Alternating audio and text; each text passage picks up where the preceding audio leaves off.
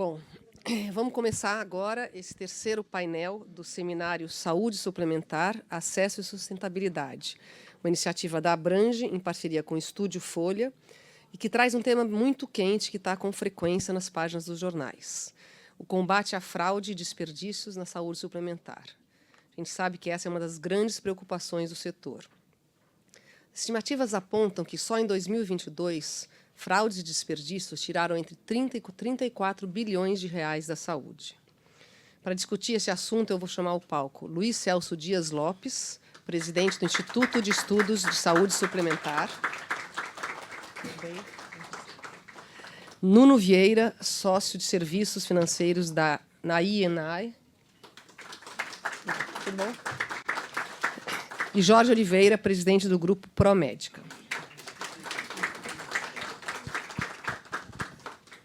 Por favor.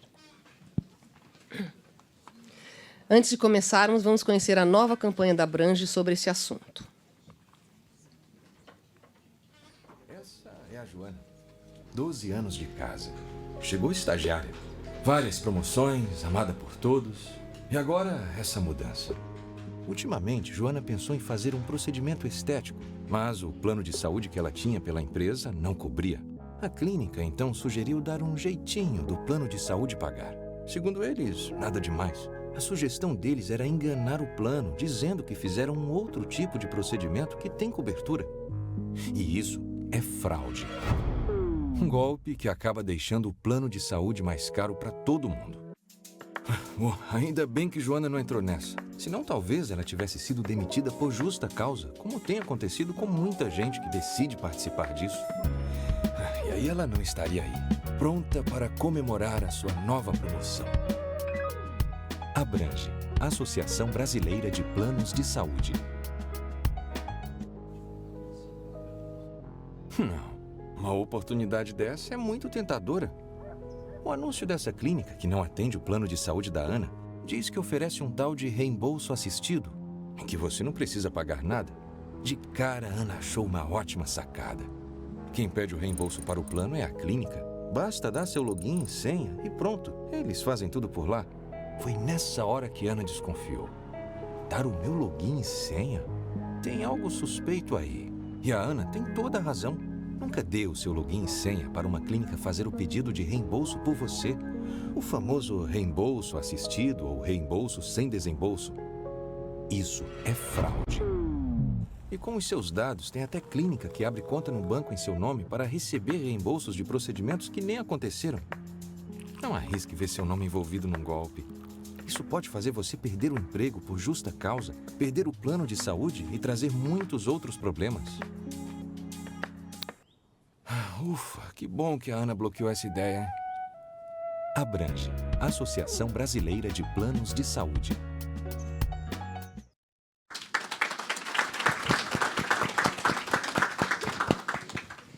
Bom, cada um de vocês terá 5 minutos para essa apresentação inicial. Então, Luiz Celso, você poderia começar?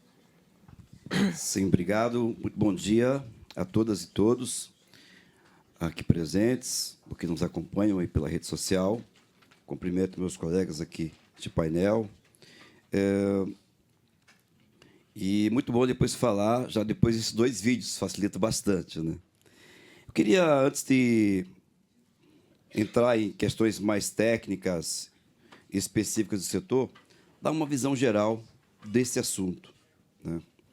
E depois deixar para os meus colegas, especialmente o Nuno, falar um pouco mais do estudo que o próprio IES patrocinou, juntamente com a IOI, sobre fraudes e desperdícios na saúde suplementar, que revelou esse impactante número de 30 e conservador de 30 a 34 bilhões em 2022. Queria falar de um aspecto geral, que é um aspecto cultural. A gente tem o primeiro desafio da fraude, que é, de alguma forma, né, a cultura brasileira. Primeiramente dizer, fraude não é algo somente nosso. A fraude existe, inclusive, em saúde, em todos os outros países que têm regimes de saúde, seja público ou privado. Mas a gente, infelizmente, tem uma questão cultural no Brasil um pouco mais tolerante à fraude. Daí a importância de campanhas, Renato, como essa, e outras, da própria FenaSaúde também, em outras instituições e em outras áreas também. Campanhas para que a gente possa fomentar, né, a cultura da intolerância à fraude. E fraude é fraude, não importa o tamanho dela. É importante a gente ter isso claro. A questão do jeitinho brasileiro está um pouco até na origem disso. E a gente tem que passar a utilizar esse jeitinho brasileiro para a criatividade, que sim é também utilizado, mas não para a corrupção e não para tirar vantagem em detrimento do prejuízo de outrem. Então, isso é importante, esse primeiro aspecto. Aliás, eu sempre lembro, quando eu ainda estava estudando para o vestibular, numa das indicações tinha alguns contos, que eu adoro contos, e tinha um conto do Machado de Assis, meu escritor favorito, A Sereníssima República, de 1882. Ele já tratava lá do assunto. Ele fez uma metáfora de uma República das Aranhas, e, criada a República das Aranhas, era necessário fazer ali a eleição de um grupo que iria governar esta república. Qual não foi a surpresa que já na primeira tentativa de eleição houve fraude, né? Ou seja, foi percebido que existiam... Era simples a eleição, era um sorteio. Colocava o nome dos candidatos, tirava-se um saco específico, com uma dimensão específica, colocava-se a mão, tirava. Perceberam que tinham 2 nomes, né, de um mesmo candidato no saco.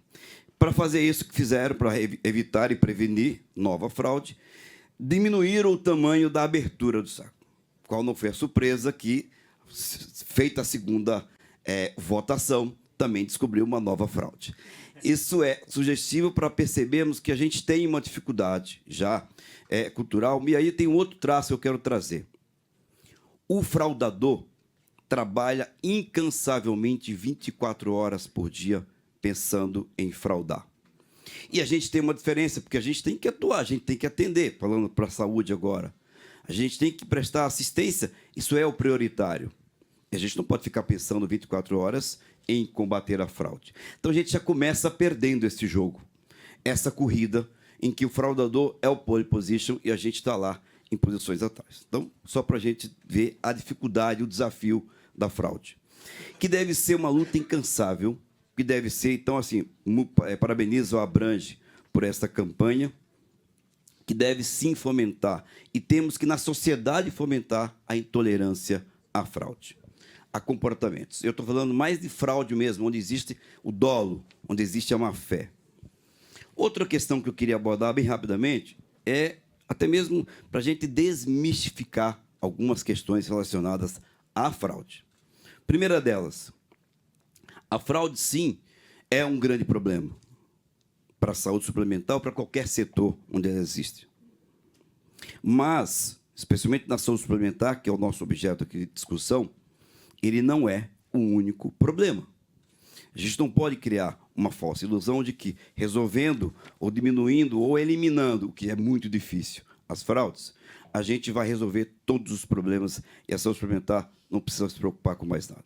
Como aqui já foi dito, foi discutido nos painéis anteriores, temos uma preocupação e um desafio grande com a questão da própria incorporação tecnológica, como dar, né, como conciliar, né, a incorporação necessária, né, com o equilíbrio econômico-financeiro e a sustentabilidade do setor, né. Falou-se muito aqui em limiares de sustentabilidade, diretriz de incorporação, política de incorporação tecnológica. Existe a questão do próprio envelhecimento populacional, que foi também aqui abordado, a discussão sobre o acesso e como conciliar melhor essa questão de produtos e oferta com a capacidade de pagamento das pessoas, né? Isso é fundamental para que a gente possa oxigenar e manter esse equilíbrio, esse sistema oxigenado e equilibrado em termos de pacto geracional. Então, o primeiro ponto que eu quero desmistificar é: não existe uma bala de prata, nem para fraude, nem para resolver todos os problemas da saúde, porque são diversos e é complexo. Demanda, né, atuações complexas e soluções complexas também. E uma outra questão é: todos perdem com a fraude. Todos perdem com a fraude. Então, perde o setor como um todo. As operadoras, os prestadores, o governo, a sociedade e, especialmente, o consumidor, o beneficiário. Especialmente, e eu quero trazer um ponto, eu queria esse ponto desmistificar. Em muitas vezes, quase a maioria das vezes que a gente tem observado na saúde suplementar, é que esse consumidor ele é mais vítima do que o próprio fraudador. Ele é utilizado como instrumento para a fraude, quase como um inocente útil, né? Então, é importante que a gente possa mostrar para ele, como essa campanha está mostrando, o que de fato é fraude. Porque muitas vezes ele acha que aquele comportamento é um comportamento até aceitável. Eu já vi em publicações de jornais de que uma das estratégias para ter um reembolso melhor é talvez dividir o recibo, né, da consulta. O jornalista que fez essa matéria acha que aquilo é normal. Como um consumidor muitas vezes acha que isso é normal. Talvez o prestador não faça. Porque em muitas situações isso, inclusive, é crime de falsidade ideológica. Você está gerando um atendimento que não existiu, né? Um pagamento que não existiu. Isso é, muitas vezes, crime. Então, em muitas dessas práticas fraudulentas, há crime. É importante que a gente possa dizer isso para a sociedade, dizer isso para o consumidor, de maneira didática. Outro ponto também que a gente tem que separar. Fraudes, muitas vezes, é sinônimo de desperdício. Muitas vezes, sim. Muitas vezes, não.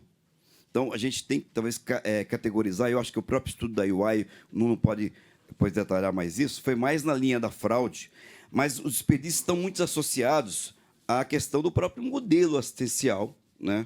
Ao modelo, muitas vezes, de pagamento, que leva, por exemplo, a uma quantidade de procedimentos, muitas vezes, desnecessárias, né? A gente fez aí, e não podemos nos orgulhar disso, quase mais de 1 bilhão de procedimentos na saúde suplementar no ano passado. Será que um percentual significativo desses procedimentos era necessário? Foram realizados, de fato. Sem contar aqueles que não foram realizados, foram cobrados e classificados, que isso é fraude, essa fraude mesmo. Mas eu falo daquele em que foi realizado, mas não deveria, dentro de uma lógica adequada de modelo assistencial, de prevenção, de olhar o desfecho, olhar a saúde, não a doença. Então, isso passa por a gente também eliminar grande parte desses desperdícios. Acho que foi a Vanessa que tratou um pouco dessa questão do próprio desperdício. Uma incorporação inadequada, né, se observar esses critérios, pode levar, certamente, à prescrição dessa tecnologia que gera desperdício. Um outro ponto importante, já estou concluindo, a gente tem que tomar muito cuidado para não transformar a fraude, especialmente agora na questão do reembolso, que ela é verdadeira, que ela é significativa, mas que ela não pode ser utilizada como uma cortina de fumaça para, eventualmente, e aí eu falo com um chapéu de IES, porque também tem um chapéu aqui de executivo, de operadora, e também de diretor da Abrange, mas falando como IES, fazendo essa crítica, a gente não pode utilizar o reembolso como uma cortina de fumaça a justificar a sonegação de cobertura, a sonegação de direitos. Então, isso é muito cuidadoso, né? Separarmos as situações, né? Do fraudador, ao fraudador, a norma, a lei, a punição, né? Ao consumidor, muitas vezes inocente, né? A conscientização, a orientação. É claro que, muitas vezes, as operadoras, e fazem muito certo, elas aprimoram os seus controles, elas modificam a sua sistemática, inclusive no reembolso. Isso, de alguma forma, gera, involuntariamente, uma situação mais complicada no processo de solicitação de reembolso, mas tudo isso em nome de uma maior segurança, de uma maior assertividade no pagamento, para evitar justamente esse dreno que faz tanto mal ao mutualismo. E, para concluir, a questão da transparência e da comunicação. Sim, precisamos aprimorar o processo de comunicação, que é falho, das próprias operadoras, inclusive, da sociedade como um todo. Temos que dizer para todos, em alto e bom tom, quais são as práticas que, de fato, são fraudulentas, que causam mal ao próprio beneficiário. Precisamos fazer isso de forma clara e sempre, de forma constante. Não necessariamente numa campanha institucional, mas no dia a dia, que é mais eficiente, eficaz e até mais barata. E precisamos dizer, de alguma forma, pensar em criar, com todo respeito ao LGPD, um banco de forma público, dizer, essas são práticas fraudulentas e esses são fraudadores. Essa clínica, esse profissional, ou aquele profissional, ou este consumidor, com todo respeito à LGPD, fraudou, e fraudou desta forma. A gente tem que tornar público isso, porque isso vai, de alguma forma, inibir e gerar um pouco também dentro do sistema de aprimoramento, de prevenção e de punição, ter melhor isso disseminado na sociedade. E, por fim, intolerância à fraude. É isso. Obrigada, Luiz Celso. Agora, Nuno, a palavra está com você. Obrigado, Paula. Bom dia a todos. Primeiro de tudo, agradecer à Abrange e ao Estúdio Folha a oportunidade de estar aqui conversando com vocês.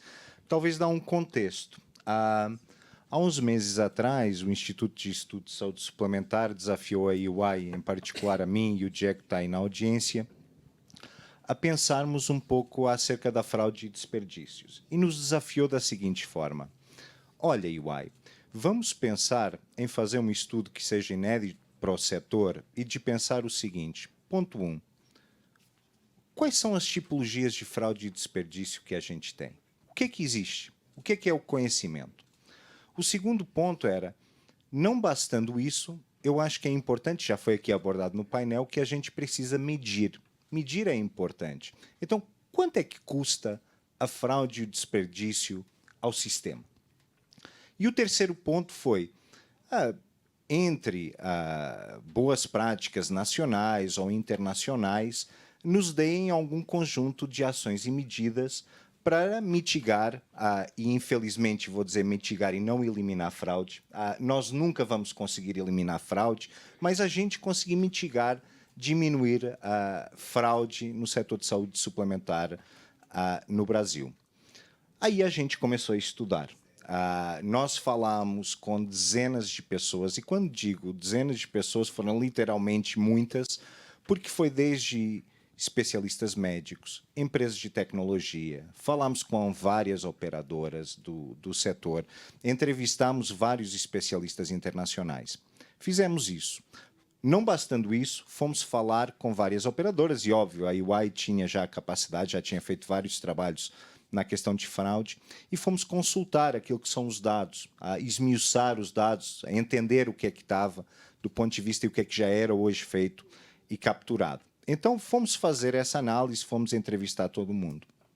Depois fomos estimar e fomos ver boas práticas. Algumas conclusões principais foram as seguintes. A primeira coisa interessante é entender o perfil da fraude. E o que é essa questão de perfil do fraudador? E depois podemos falar um pouquinho de desperdício. Por vezes, a fronteira entre fraude e desperdício ela é relativamente tênue. Ou seja, por vezes a única coisa que diferencia é o dolo, como o Luiz falava. Há outras situações que não, é possível claramente fazer bem essa diferença, mas em outros a fronteira é tênue. E então, voltando a esse ponto, quando fomos estudar, fomos estimar, nós vimos a questão daquilo que a gente chamou o pentágono da fraude. Não vou entrar em muitos detalhes, talvez não esteja tempo, mas está bem clarificado no estudo que está lá na página do IES. Mas o que é necessário para haver fraude? Motivação, ou seja, alguém estar disposto a fazer fraude. A capacidade, isto é, o que eu conheço do sistema para colocar a fraude. A disposição ao risco, que é a capacidade que eu quero fazer e eu estou disposto a aceitar o risco de ser identificado, poder ter repercussões criminais. Obviamente, a oportunidade que se coloca na minha frente. E um outro ponto final, racionalização. Eu começaria pela racionalização, porque a racionalização é talvez a única coisa que a gente possa diferenciar um pouquinho do Brasil, ou eu não falo do Brasil, eu falo dos países latinos. Vocês já devem ter visto pelo meu sotaque que eu, embora esteja há bastante tempo no Brasil, eu sou da terrinha e não me vejo muito diferente do que existe. Existem bastantes semelhanças entre os nossos entre os nossos países. Mas a racionalização é aquilo que é dizer assim, todo mundo faz, é normal, se der um pouquinho a cada um, então não há problema. Então, essa situação é talvez a questão em que os países latinos se diferenciam dos outros. Para um nórdico da Europa, para um sueco, um finlandês, isso é até penalizado do ponto de vista de sociedade. No nosso caso, infelizmente, talvez, infelizmente no caso da fraude, há outras coisas que ser latino é muito bom. Infelizmente, esse é um ponto. Mas todos os outros, da oportunidade, da disposição ao risco, eles dependem do sistema e da forma como o sistema está construído. E é talvez nessa parte do sistema que a gente vai ter que mexer. A gente depois fez uma estimativa, e eu estou aqui controlando o relógio para dar tempo. A gente fez a estimativa da fraude. E a estimativa, como o Luiz falou, ela é conservadora. A gente chegou num valor de entre 30 a 34 bilhões de reais. E esse valor é importante dizer como é que ele foi construído. Ele é um valor que não foi assim, saiu... foi um valor que foi feito de base científica e afim. Só para vocês terem uma ideia, a gente está estimando o desconhecido, mas a gente tem vários estudos internacionais de fraudes e desperdícios. E só para vocês terem uma ideia, esses estudos apontam, no Brasil, a fraude e desperdício é cerca do dobro que nós encontramos lá fora. Por isso é que eu digo que, infelizmente, fraude não é possível eliminar, porque depende daquelas características que vos falei. Então, desse ponto de vista, quando a gente foi estudar, a gente olhou percepção internacional do que é fraude e desperdício. A gente foi ver e comparar o Brasil com tudo que são índices internacionais do ponto de vista de fraude, de corrupção e afins, e o setor da saúde suplementar não é virgem nesses assuntos. A gente vai no setor financeiro, ao cartão de crédito, enfim, temos isso. Realmente, o nosso país ele é mais propenso para ter casos de fraude. E então nós fizemos um primeiro fator de ponderação, considerando essa análise do ponto de vista de países. Mas também é importante, a gente não fez só essa comparação alto nível. A gente entrou nas operadoras, a gente foi conversar, foi avaliar o que é que existe, o que é que está implementado nas operadoras face àquilo que são boas práticas, aquilo que as operadoras já detectam. Então, nós fomos atrás disso tudo. E com base nessa visão, aquilo que a gente chamou uma visão top-down, mais de país, e uma visão bottom-up, que vem do próprio setor e emana, a gente chegou nessa conclusão. Para dar esses números, é só para vocês terem entender, é uma questão, nós, por cada R$100 que recebemos, ou que as operadoras, ou que o sistema recebe, cerca de 12 vão ser pagos em fraude. Ou, se a gente quiser, 14% das indenizações e do que o sistema providencia, no fundo, para os seus beneficiários, ele é claramente pago para fraude e desperdício. Eu acho que, talvez para encerrar aqui, em função do tempo, e dar a palavra aqui aos meus colegas, há uma parte do problema que tem solução. Essa é a parte boa. Nós sabemos, nós conhecemos o que é possível funcionar. O que é importante dizer é que não são só, infelizmente, as operadoras que têm que resolver esse problema. O problema é sistêmico. E quando ele é sistêmico, ele vai necessitar das operadoras, ele vai precisar da ANS, da agência, ele vai precisar dos poderes públicos. Nós vamos ter que pensar, eventualmente, em determinadas formas de legislação ou, eventualmente, combate através de polícia. Então, há um tema, nós sabemos, a boa notícia é que nós sabemos o que é para fazer para mitigar esse risco, mas nós vamos precisar de nos unir todos para a gente ir atrás. Não depende só das operadoras. Algumas coisas sim, mas outras precisamos de um leque mais alargado de apoio. Obrigada, Nuno. Agora, Jorge, sua... Bom, agradeço a Folha e a Abrange pelo convite, parabenizo também pelo evento e parabenizo também o AI e e o IES pelo estudo. Eu li o estudo, achei muito interessante. E concordo, não há muito o que acrescentar o que o Nuno e o Luiz Celso colocaram, mas assim há uma interseção entre fraude e desperdício, né? A gente sabe, para mim, um médico repetir um exame desnecessariamente é um desperdício, mas também é uma fraude ética. É um desvio ético fazer algo dessa natureza. Então, eu acho que há uma interseção grande aí entre fraude e desperdício. Mas, assim, a fraude é essa coisa que nos escandaliza, essa coisa que nos deixa para baixo, né? A gente acaba virando desabafo quando a gente fica falando disso. Nós que somos gestores no segmento, acaba parecendo que vira desabafo. Mas a fraude é esse fato que nos escandaliza, mas o desperdício ele é esse gotejar difuso, né? Ele está presente no sistema como um todo, né? Ele está em todo lugar que você vai, você vê o desperdício presente. Seja naquele hospital, naquele serviço de saúde que prefere indicar um material, um medicamento mais caro porque ele dá um markup maior, seja por fazer uma indicação desnecessária. Então, existem coisas muito vis no nosso sistema que eu acho que nós precisamos realmente todos nos unirmos para combater.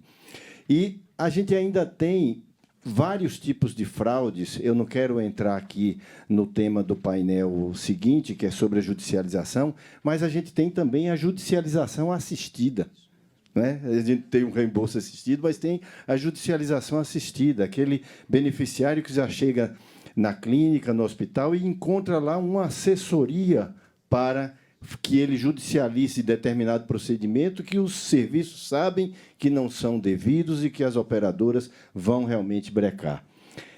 Eu tive recentemente conversando com gestores de uma operadora, para vocês terem uma ideia, algo em torno de 70 mil vidas. E ela tem detectada uma fraude dessas com judicialização assistida, que, ao longo de 5 anos, essa fraude ela beneficiou, vamos dizer, entre aspas, né, em torno de 70 pessoas. Custou 16 milhões de reais, que em 5 anos, é o que seria necessário para assistir integralmente cerca de 2.000 pessoas. Então, esse é um dado que ele é escandaloso, é escabroso, né? A gente precisa efetivamente combater isso. E aí, quando você vai olhar para o balanço dessa operadora, esse número representa simplesmente o dobro do valor da maior provisão que ele precisa constituir, que é a provisão para eventos ocorridos e não avisados. Então, a gente precisa realmente todos nos unirmos em torno desse tema, porque fraude e desperdício têm linhas tênues de comunicação e, sem combater isso, eu acho que nós vamos ter uma saúde suplementar cada vez mais cara e cada vez menos inclusiva, mais excludente. É isso, inicialmente. Obrigada. Luiz Celso, a gente, por esses poucos exemplos, já viu números de fraudes e desperdícios que impressionam, né?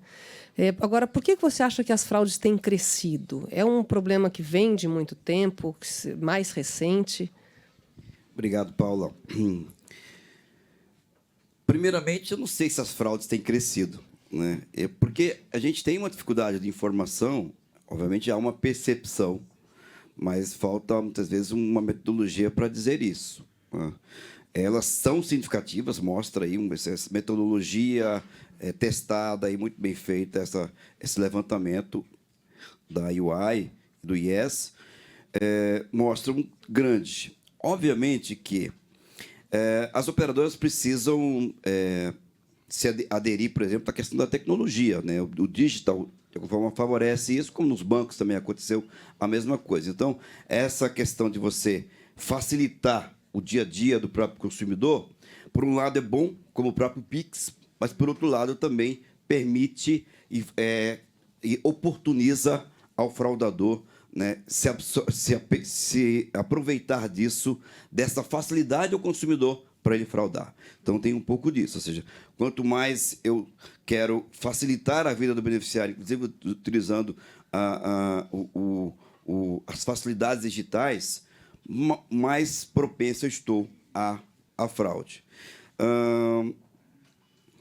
Eu acho que o conhecimento também desse sistema, como acho que o próprio Nuno trouxe, dá essa possibilidade. E a questão do próprio fraudador estar o tempo todo pensando formas de fraudar, o que as operadoras não estão. Por exemplo, as operadoras ficaram durante aí 2 anos, e nós vivemos uma pandemia. Então, toda se voltou para o atendimento a uma pandemia, enquanto o fraudador não estava preocupado com isso, muito pelo contrário. Muito se aproveitou durante a pandemia para se aperfeiçoar mecanismos de fraudes. E aí as operadoras, muitas vezes, quando foram perceber, alguns milhões de reais, bilhões de reais, já tinham sido percebidos. Então, normalmente é isso que acontece. Você está ali achando que aquele comportamento é normal, porque você tem uma quantidade grande de coisas para você cuidar, e tem que ser assim mesmo, né? Então, o primeiro ponto, eu não sei, para ser sincero, Paulo, se de fato a fraude cresceu ou, na verdade, a gente jogou luzes para algo que já era talvez grande, e a gente agora está percebendo isso, né? Então, a gente talvez não dá para cravar que ela cresceu ou não, mas eu trouxe aí alguns pontos que na verdade, o que a gente tem percebido sim é que a partir dessas luzes que foram jogadas à fraude, a gente tem percebido o aprimoramento dos controles, da governança, dos processos, do uso da tecnologia para prevenir a fraude e detectá-la mais rapidamente, uma vez que a gente não consegue 100% prevenir, mas uma das coisas é, pelo menos, detectá-la mais rapidamente. Tá ótimo, obrigada. E, Jorge, você acha que a conscientização poderia ser uma medida para mitigar os gastos desnecessários com fraudes, com desperdícios? E é possível melhorar os indicadores, enfim, a partir um pouco de estudos desse tipo ou outras iniciativas?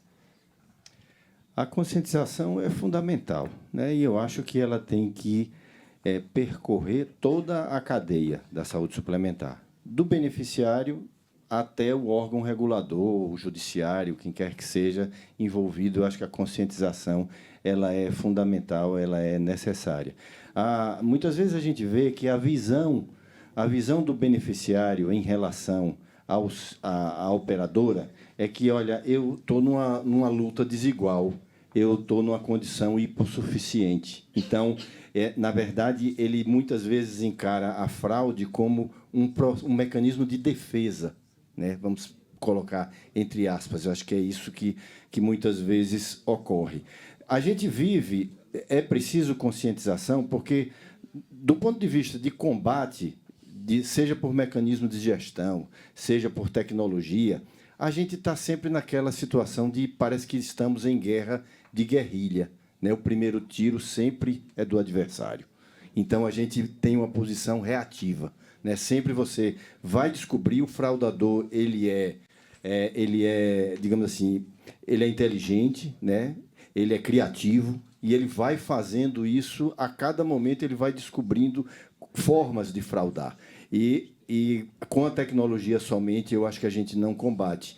E a tecnologia, ela precisa também, pessoa dependente, né? Tem muita coisa que depende de pessoas para que a gente possa estabelecer o controle. Então, eu acho que o caminho da conscientização é algo que nós temos que abraçar com muita clareza, com muita disposição. Inclusive, até, mais uma vez, citando, embora seja do painel seguinte, eu acho que a nossa agência reguladora ela tem que assumir um certo protagonismo junto à conscientização também, né? Nós vemos muito no nosso país campanhas que esclarecem acerca de direitos, mas não temos muitas campanhas que esclarecem acerca de obrigações. E eu acho que esse é um fator que precisamos muito desenvolver na saúde suplementar. Tá ótimo, obrigada. Nuno, você falou das diferenças, digamos, culturais e comportamentais entre latinos e nórdicos, mas você poderia nos contar como que funcionam as ações de combate a fraudes em outros países? E se existem boas práticas que poderiam ser repetidas aqui? Sim. Então, quando olhamos para outros países, há 3 coisas que são diferentes. A primeira, que eu diria, até no ponto de vista da conscientização, que ela existe, há um caminho, há uma jornada maior entre a operadora, por vezes, e o seu beneficiário, que é, acontece alguma coisa e, por exemplo, a operadora detecta aqueles famosos fracionamentos de despesa. Por que que hoje, que a gente trata, e o brasileiro, felizmente, é quem adota mais do ponto de vista de celular, dizer assim, para além dessas campanhas que temos aqui institucionais, mas dizer assim, senhor cliente, senhor beneficiário, reparamos que colocou um reembolso adicional. É mesmo isto? Confirma. Porque quando a pessoa tem o ônus, ela não racionaliza já. Ela vai dizer assim, opa, alguma coisa de errado está aqui acontecendo. Então, há um primeiro ponto aí, talvez, do reforço de comunicação, e que é bom entre a operadora e o seu cliente no seu dia a dia de relacionamento. Mas quando, do ponto de vista macro, a gente vê outras coisas.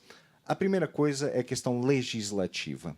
E falando da questão de judicialização e afins. Nós precisamos, do ponto de vista legislativo / regulatório, criar legislação que considere aquilo que é fraude, que eventualmente sejam desperdícios e que evite esse tipo de judicialização. Situações, como o Jorge falou aqui, não podem acontecer, elas têm que ser limitadas à partida. E nós sabemos que é outra característica, mais uma vez, dos sistemas judiciais latinos, cada juiz decide por sua própria cabeça. Nós, infelizmente, não temos tantas, por vezes, jurisprudência quanto necessário. Mas o nosso legislativo tem que criar regras em que dê essa sensação à fraude, e a gente vê isso em outros países. Outra coisa que a gente vê nos países é questão de policiamento da questão da fraude. Se nós formos nos Estados Unidos, o FBI investiga fraude do sistema de saúde. Não estamos falando de quadrilhas que eventualmente atuam no sistema de saúde. Não. É para determinados tipos de fraude, existe investigação e há prisões. Na França, igual. Na China, igual. Então, há um trabalho aqui essencial de pensarmos... O setor, felizmente, fez muita coisa do ponto de vista de legislação. Nós achamos que é possível fazer mais legislação e os poderes públicos, seja o regulador, ou seja o legislativo, e também a polícia, combater mais a questão de fraude. Um segundo ponto que para nós é essencial e que é setorial, mesmo no meu país, Portugal, existem bases de dados de fraude. E a questão de base de dados de fraude, ela tem características essenciais, que é o seguinte, banco de dados de fraudes do setor. As empresas podem ter a sua, mas ter um banco de dados de fraude do setor, fraude e, eventualmente, desperdício, o que é que eles nos permite? Mais conhecimento, isto é, todos nós sabemos que o olho humano consegue olhar muita coisa, mas, infelizmente, as máquinas detectam mais padrões do que nós. Mas isso nos dá conhecimento que ele é disponível para todas as operadoras do sistema. Esse é um primeiro ponto que é muito, que eu diria que é muito importante. O segundo permite a operadoras que 50, 70 mil vidas, que talvez por vezes não tenham uma capacidade isolada, nem tenham vidas suficientes para fazer isso, ter, do ponto de vista setorial, algo que ajude. Isso cabe a entidades, eventualmente, como a ANS, ajudar a viabilizar as operadoras, mas também a própria Abrange, a própria Fena Saúde, de como é que a gente constitui um banco de dados de fraude e desperdício que nos permita detectar duas coisas fundamentais. O fraudador, seja a clínica, seja um potencial cliente, seja um advogado, por exemplo. Saber, é um fraudador e o sistema sabe. E o segundo ponto, a transação de fraude. A gente ter conhecimento daquilo que são transações típicas de fraude que hoje não detectamos. Então, isso também acontece. E um terceiro ponto que a gente vê claramente é do lado do sistema de saúde, a gente está vendo vários investimentos do ponto de vista de combate à fraude e desperdício muito orientado para a procura de evidências. A gente fala muito de medicina com base em dados ou evidência, não é diferente a questão da fraude ou desperdício. E eu vou ter que investir em pessoas, em especialistas. As operadoras fizeram isso com as auditorias médicas lá atrás. Então, eu vou precisar de especialistas de fraude, eu vou precisar de tipificar as transações, e o estudo é bom, é que ele já traz a tipologia bastante alargada de transações de fraude e desperdício, e, eventualmente, quem pode ir cada vez para mais sistemas sofisticados. Quem, eventualmente, não pode, e aqui me dirigindo às operadoras, por vezes eu não tenho que comprar o melhor sistema do mundo, eu tenho que ter boas pessoas que comecem a analisar os dados que eu tenho e que eu estou inventariando, e partir desse caminho. Então, claramente, a gente vê algumas boas práticas, a gente vê os Estados Unidos na questão legislativo e monitoramento com polícia, a gente vê França, Bélgica, Portugal com bancos de dados de fraude, investimentos e afins. Há claramente um conjunto de boas práticas que vimos no mundo inteiro.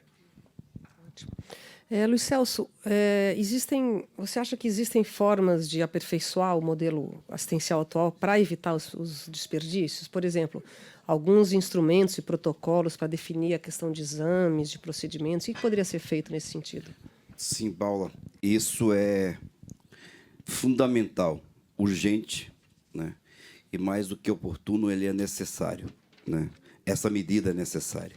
Ela já existe para determinadas linhas ou determinados procedimentos de alta complexidade. É preciso aprofundar, inclusive em linhas de cuidado.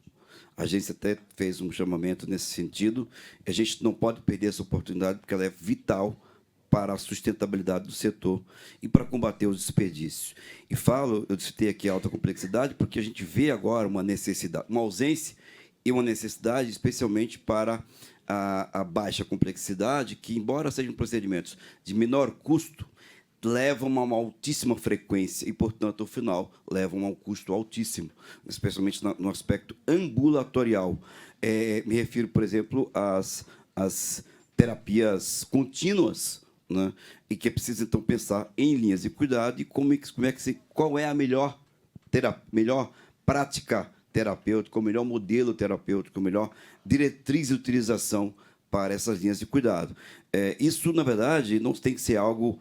e para ser legítimo, é preciso que surja da sociedade. Quando falo da sociedade, das sociedades médicas, clínicas, da indústria, a indústria é fundamental, da agência reguladora e do setor das operadoras e prestadores. Então, eu diria que ele é fundamental e necessário para combater o desperdício e gerar sustentabilidade para o setor. Claro. Posso só dar um complemento aqui ao Luiz Celso? E me perdoem se estão aqui médicos na audiência, porque eu não sou médico, não entendo de medicina, mas vou dar um caso concreto comigo, da questão de desperdício. A minha filha mais velha, hoje tem 12 anos, quando ela tinha 5 anos, a gente foi uma consulta médica por conta de amígdala e adenoides. Eu não sei se os nomes são os mesmos aqui no... Sim. É isso. E, basicamente, o médico analisou e disse, olha, as amígdalas são muito grandes para a idade dela, as adenoides, por isso é que ela tem dificuldade de respiração, eu sugiro fazer a cirurgia para retirar. E aí nós pensamos, nossa, 5 anos, para que já estar fazendo uma cirurgia dessas e afins? Vamos esperar e quando a gente for de férias a Portugal, a gente vai ver junto do médico, de um otorrino. Chegamos a Portugal, fomos no otorrino, e o otorrino disse para nós, olha, de fato, se comprova o diagnóstico, mas posso te fazer uma sugestão? Vamos não fazer, provavelmente, nesse momento, nada tão invasivo. Por quê? Porque vamos supor que ela vai crescer e pode ser que a taxa de crescimento dela, que as amígdalas e os adenoides não cresçam à mesma taxa e, portanto, não necessite de cirurgia. Ela tem hoje 12 anos e não fez.